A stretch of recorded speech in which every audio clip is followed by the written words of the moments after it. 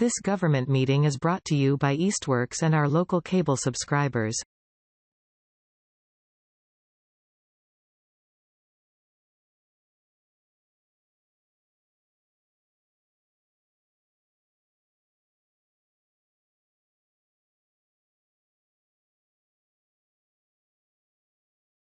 Hi, everybody. Welcome to the Easthampton City Council Finance Committee meeting for December 30th, 2024. It's 5:30 p.m. Let's go through our things. I see that Councilor Trell and Councilor Denham are there in person. I am here remote because there's a little health concern in my house. Let's see. All right, approval of minutes. Councilor Terrell, I did get 2 sets of minutes from you, one from November 13th and one from December 11th. They both look great. I like your format. Everything looks good. So I would entertain a motion to approve those 2 sets of minutes. I didn't receive those minutes, so I'm happy to abstain, but I didn't get the minutes. Yeah, that was my fault. I thought he was going to send them to you. I just sent it to him. Okay. Okay. Oh, my bad. I could have sent them. I could have sent them along, but yeah, they're pretty straightforward. If you just want to get, Barb's been asking that I get those to her. So if you're okay with that, Yeah, I can abstain. okay. Well, all in favor, Councilor Terrell. Aye. Councilor Dunham. Abstain.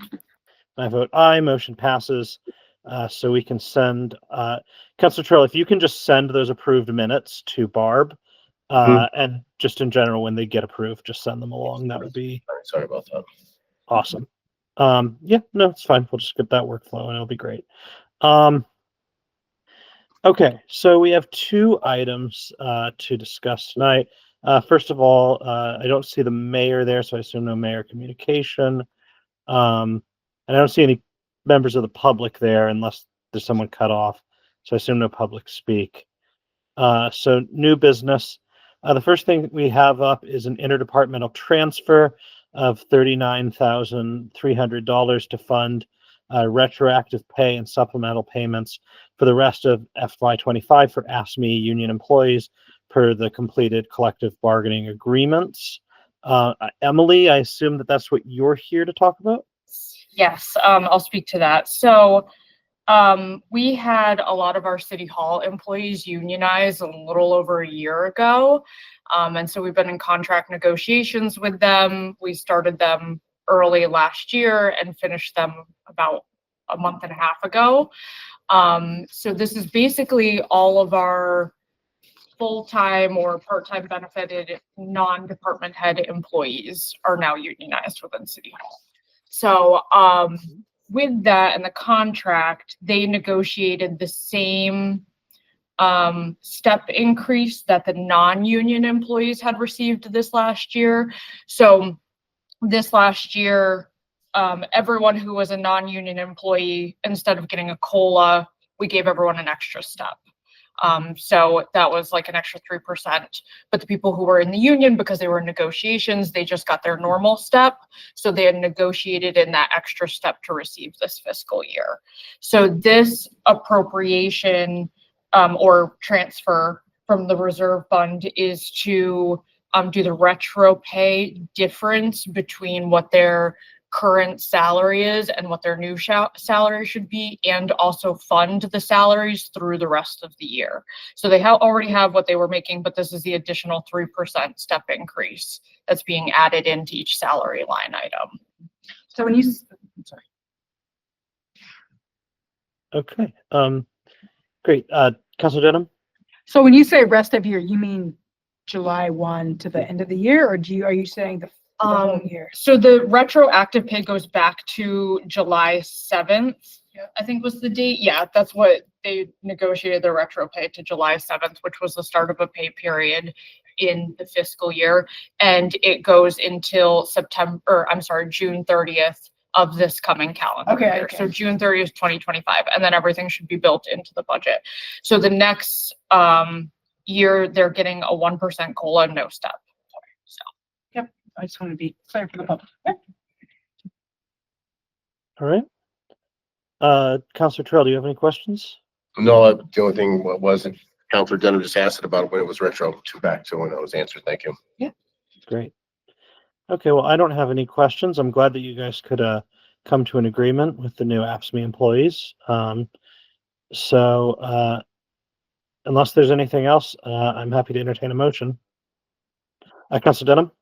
Yeah, I just, same thing, really happy for obviously labor in general. So I'm really pleased that they were able to organize and come to some agreements and work with you all to do that. So I think, we should support our labor unions. And so I'm very supportive of all of those negotiations that happened and all of this. And so I'm very pleased to be able to kind of support this. And Thank you.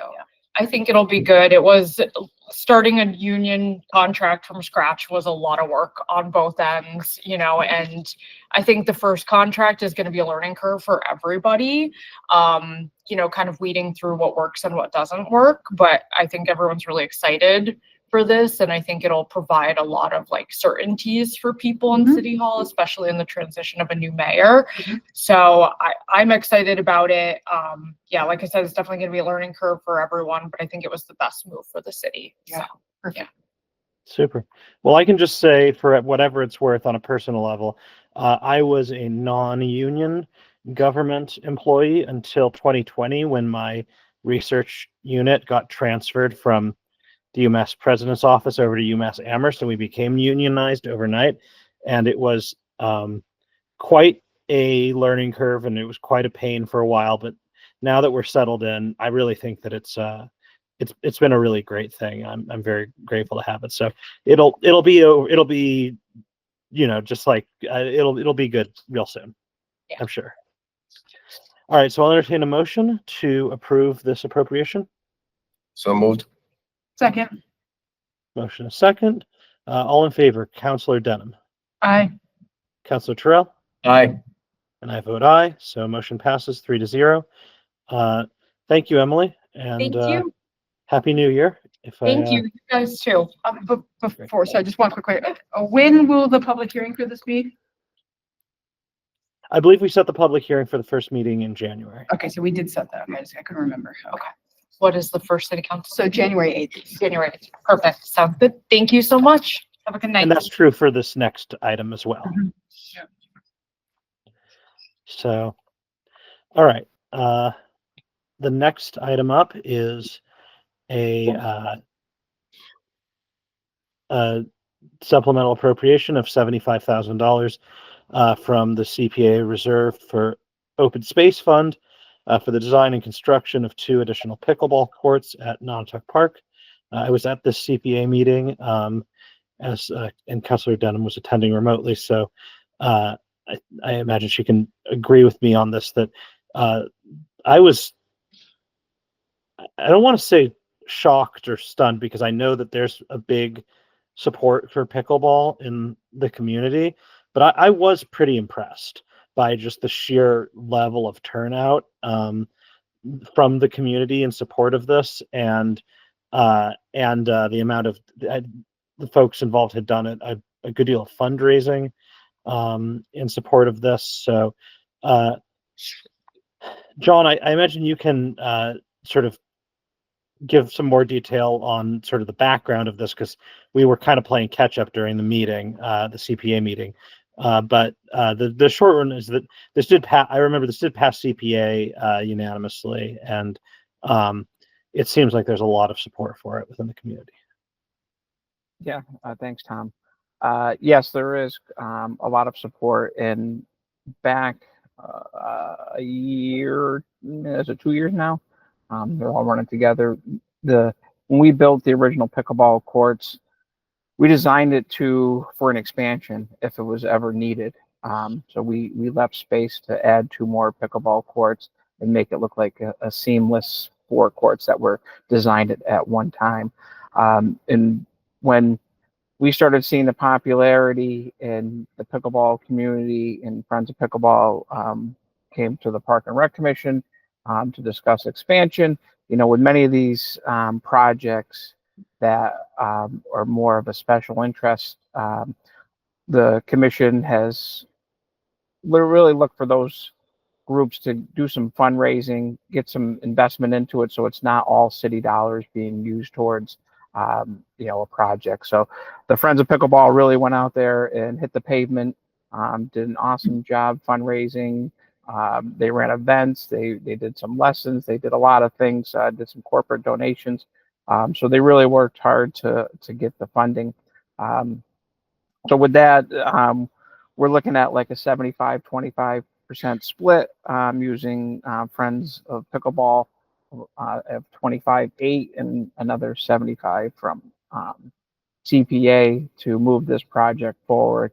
As we all know, the longer things are delayed, the more costs go up and increase. So getting this moving forward and getting construction docs out and getting contracts award, things like that during the winter time will make this project move forward.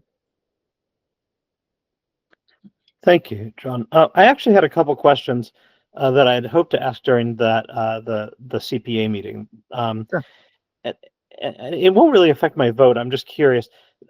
So, like, what is for the construction timeline for this? Some of the documents they had suggested that they were going to be starting construction in like February, and that seems no. Okay. No.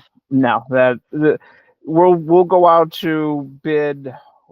Well, pending approval, we'll go out to bid early February. Pulling bid docs together and construction docs is quite the process. We usually leave our bid for like 28 days. We leave our bids out there, almost a month. And then when we get it back, we use bid docs, and they're really good about,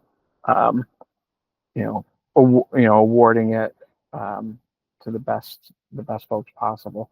And then you get into, awarding it, and then you're looking at construction timeline, what's best for them. You want to get a reputable firm that is doing this on a regular basis. So, they might be stacked 2-3 projects out. So, that's why kind of getting the funding moving here and getting a better timeline of what the construction companies can do. But yeah, their timeline's a little more aggressive than most city government. You know that it takes a little longer to get things completed. Okay, that makes sense. I might just want to check. I might just suggest that you check in with them, because they had what seemed to me like an extremely ambitious timeline. I just want to make sure everyone's on the same page. But everything you said just makes sense to me. So yeah, their timeline, I'm sure, is ambitious, but the timeline is the timeline of working with our procurement officer, Mike Owens, running down the hill to get it done wrong is not the way to do it. It's making sure we are putting out a proper bid that will bring the best value for the city and the best results. So that's how we'll handle it. I can't speak for what Mike has on his agenda, but I know he has a lot. I have a lot. So we'll get this built in a timely manner, but it might not be March. okay. Any questions, anybody? Councilor Denham? Just for the sake of the public, what's the total cost of the construction? What's the contribution again from the Friends of the Pickleball? And then obviously this is 75,000 that we're being asked about. It's just so we can kind of have some context for the public in terms of how much this is going to be costing and how much everyone is kind of contributing to this. That'd be great. Yeah, so the project's 100,000. As I said, the Friends of Pickleball raised 25%. Okay. So they're in for 25,000, and then this is 75,000. Okay, I just want to make sure. Okay, so it's all in one. And then, And this those is are based on Bill Cannon's projections of what he's been involved in a couple of pickleball projects locally. It is definitely up from previous construction. And then this, just another question, if I can. You know, there's a lot of talk about tariffs happening relatively soon. You know, I realize that that's just could be political bluster, et cetera, et cetera. Is there a chance that y'all might have to come back to this body for additional funds? Like, could there be anticipation of, I know you just said like want to get it done as quick as possible because of increased costs, et cetera. How might this be impacted if we see some of those kind of increases in cost? I know Connie, it's, you're asking me to speak on the unknown. Yeah. I'm not, Bill Cannon, they hired a professional firm to get hard numbers. We're going with what his best estimates are. And as many other projects that I've been involved in, including the pool, you know, occasionally we have to value engineer things down. You know, if it's, so I can't promise one way or the other based on the unknown. right. John, can I ask for a quick clarification on that? I seem to remember, and I don't think we ever received any hard document with this information, but I seem to remember the Carolyn speaking to additional funds raised by the, like an additional, bringing the total donations up to 36,000. That's what I recall her speaking about at the November meeting, but we didn't get like a revised presentation or anything that had that in writing. Yeah, so there was nothing further in their donation account, but a letter of promise letter during November. I reached out. I still have not seen it in my donation account for pickleball, but Easthampton Savings Bank did come through with 5,000 of what I've been told. We were basing it on hard numbers. So there is some money available if need be, but they've also left out shed, benches, some other amenities. So if we come in at a hard 100 for the project itself, that would leave the Friends with some extra dollars to be able to add amenities at their expense. Okay, good. Very helpful. Thank you. Any other questions? If not, I would entertain a motion to recommend this appropriation to the whole council. So moved. Second. Got a motion and a second. Councilor Terrell, Aye. Councilor Denham, Aye. and I vote aye. Motion passes 3-0. Thanks, everybody. Thank you. And, Happy New Year, and I'll be there for the 8th. I think that's the public hearing that Barb sent across. So Yes, it is. So I will see you all there. all right, great. Thank you. Thank you, Thanks Mr. a lot. Mason. Happy New Year. Thank you, John. Okay. That is all of the new business. I don't see Hadel there, so I think at this time I could ask for a motion to adjourn. So moved. Second. All right, we've got a motion second. Councilor Denham, Aye. Councilor Terrell, Aye. I vote aye as well. Thanks, everybody. Have a great New Year. I'll see you soon. This government meeting is brought to you by Eastworks and our local cable subscribers.